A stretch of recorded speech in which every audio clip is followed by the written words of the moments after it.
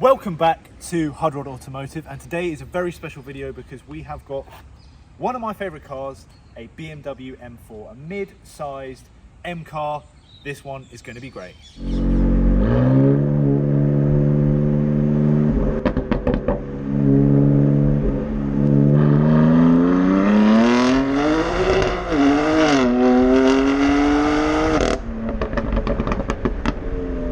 Now, I usually would start going around the car and doing all those sort of things, but the best part about this car is how it drives. This one in particular has 520 brake horsepower, has a BMW M4 exhaust, it's got Cup 2s that wrap some lovely CS M rims as well. I mean, overall it looks fantastic, but the main part about an M car is how they drive. So let's get to that part first.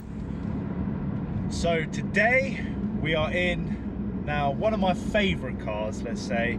It's a BMW to start with, which I always like driving, and it's also not any BMW, it's an M car. And it's not any M car, it's their mid-range M4. So the M3s and the M4s are the quintessential M car, I would say. And this one is definitely no different.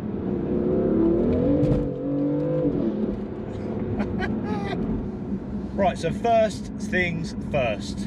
The reason you come to an M car is because of how it drives. So let's start with the best bit first. These drive fantastic, and all M cars, I would say, are just different to your normal run-of-the-mill BMW, and it's because of the way they're set up. The M cars from factory, the way their suspension is, the way their engines are, everything is just a pleasure to drive because you know exactly what's going on. And that's what I would say about all M cars, and why I love them so much is because it's just such a nice response back to the driver. It makes you feel like a drift king. It makes you feel like you are the best driver around because it's just so easy to tell what's going on. And the reason I say that is because you can go to an AMG, and now I haven't driven the newest AMGs, so I can't say for that respect, but especially everything before the newest one, supposedly the newest one's a bit better, but AMGs or fast Jags or fast Audis, they're just numb. They're just not the same, and there's something about the way BMW set these things up which is just fan-bloody-tastic, and I love it. I get very excited about this car, as you can tell, and if that's what you've come to see on this video, to know if the M cars are that much better than everything else, in my opinion, they are. I don't think anyone does the sports saloons any better than the M cars, period. That's, for some people, end of video. They are the best. Now, why they are the best goes on for quite a while. Let's start with the engine. So M cars have always had a more superior engine to their counterparts. Usually they rev higher, usually they obviously make a lot more power, and they're often a lot more characterful. Now, when I first drove this car, it had the stock pipes on it, and it didn't have the map on it, and it was a relatively numb experience, shall I say, when you're not pushing it. It still kind of is. That's the one thing I would say is a drawback with the M4, is in comparison to the E92, which was obviously naturally aspirated, and the E46, which was also naturally aspirated, it is a little bit more numb. However, it is an almighty power plant. This is a straight six, 3-litre twin turbo, has virtually no lag and stupendous amounts of power. It's extremely capable, to a point that in Mexico I've seen someone doing 194 miles an hour in this thing.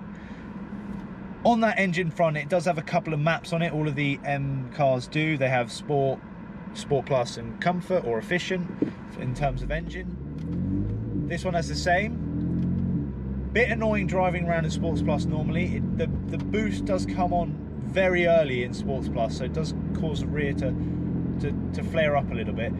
But you do need to be switched on with this car. If you're turning the traction control off and everything like that, you do need to be switched on, because you can't just go full whack. It will spin up the rear. So you do have to bear that in mind. But the chassis is definitely capable of the power, and I think that's where the M cars hit it the best is that you can have this much power, but it doesn't overwhelm the chassis, whereas putting this much power through a standard 440i, the chassis is just not ready for it.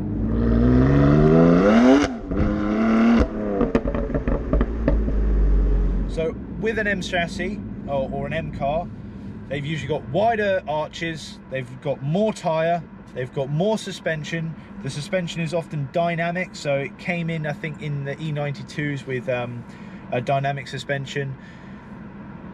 Altogether, it just makes the car itself respond so much better to your inputs, because it comes with an LSD most of the time as well. So when you push on it, you can feel the car rotate, and it rotates how you would imagine it to rotate. The inside wheel doesn't spin, it moves all together and you feel what's going on. And I'm not sure how exactly to explain exactly why it's so much better, but if you were to do the same in a 440i, it just feels so soft and gloopy, it's kind of all over the place, you fight with it a lot more. It's just something very instinctive about an M car. When you put power down, you know where it's going and what's going to happen. It's uncanny, really. It just makes you feel so confident. I think that's the best part of the chassis.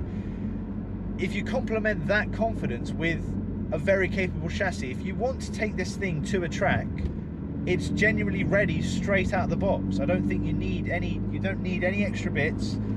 The car's ready out the box, and you can really improve and start pushing on the car. It's so capable straight away. And I think where it's really, really good is that it's still a comfy, quiet car when you're not going on it. It's still a relatively economical if you try hard enough. It's very hard to be because you want to use the power all the time, but it can be. It's fantastic. It ticks every single box apart from economy and maintenance, which is probably something I should mention. These aren't cheap. There's no way about it. They're cheap for what they are, and if I compare them to some other cars, which I will do later, I think they're great value for money. However, they often have the biggest rubber, the most expensive rubber to replace, which you replace more often. You end up using more fuel because you enjoy it more, so you spend more money there. They're usually very expensive to insure, and should the engine have a problem, even though the M cars, actually the M engines tend to be built stronger and are generally actually quite reliable if they're maintained. If they do go wrong, it is quite a catastrophic bill that you will have to pay.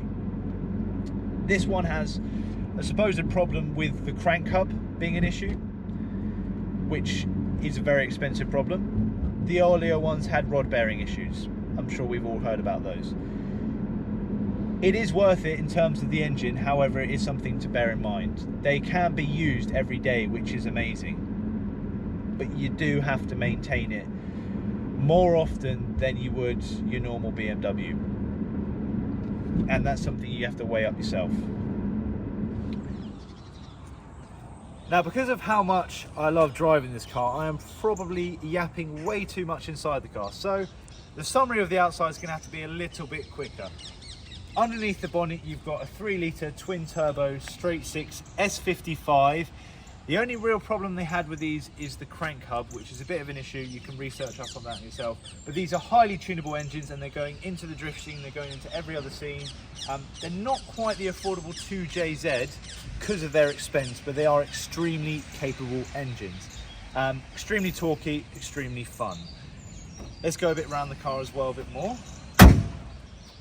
Coming to the side of the car, you've got these Michelin Cup 2s, which wrap these lovely BMW CS rims. And obviously, as you can see, the M4 has pretty mahoosive brakes. Those brakes are fantastic, as long as the road temps are decent as well. If it is cold and the tyres are cold, you'll definitely feel that as well. But not the carbon ceramics on this car. I don't think it's worth getting those for one of these, because that just adds further to the huge maintenance costs of a 30 grand car. Now around to the back. So at the back of the car, you do have a staggered setup, so the rear tyre is a little bit bigger, and also the rear alloy is a bit bigger. But the best part about this car, which completely transformed it for me because I drove it before and after, is that MPE exhaust. That MPE exhaust does cost a fair amount of money, but it's not just a sound difference. It did completely change the way that the engine felt. It opened it up quite a bit more, brought torque quite a bit earlier, and generally made the car feel a lot more predictable, because the way that the flaps opened on the other one, I'm not sure how it all worked, but this one had a much straighter exit and seemed to mean that it just came on so much earlier, and then that volume is perfect, and you can close the valves and you can open the valves. It just works so well. So if you've got one of these, definitely worth the investment. Now for the M4 interior, pretty similar to a normal 4 Series. Obviously you've got the nice M4 kick plates and these lovely M4 seats. This particular M4 has its steering wheel wrapped in suede or Alcantara. Not particularly a fan of that, because these do wear really quickly and I am one to drive a car a lot. They do have the much nicer dials in the M4, but other than that, you've got a different DCT gear knob, pretty much the same as a normal 4 Series, which is a nice interior. Not quite as nice as the 5, but for this car it's more than nice enough. Nothing too special here, but the little M4 touches do make a difference.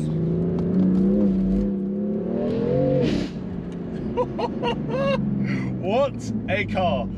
Now, one thing I will say about this car, which I won't say about a lot of cars, I wouldn't get it in manual. I don't think this car is as good in manual. I love a manual car, and if I was going to get an M3 E46 or an M3 E92, I'd get it in manual. But for this car, I think the DCT just works better with the engine. It works better with the way it just having a nice quick shift, because I think this is ready to go to the track, and on a track I prefer having the paddles, and I prefer in a car that's this quick having the paddles. I think it makes more sense. I don't think, as I said, the engine's a little bit more numb anyway, that I don't think you get the extra benefit or character out of the car by having a manual. I think it just works so well, the DCT. It's so quick at changing gears, and when you're, especially when you put the power down and it's going up to close to the rev range, instead of having a big cut in power, you just go into the next gear and it keeps everything smooth. It makes the whole thing a lot smoother, and with this sort of power I think it's just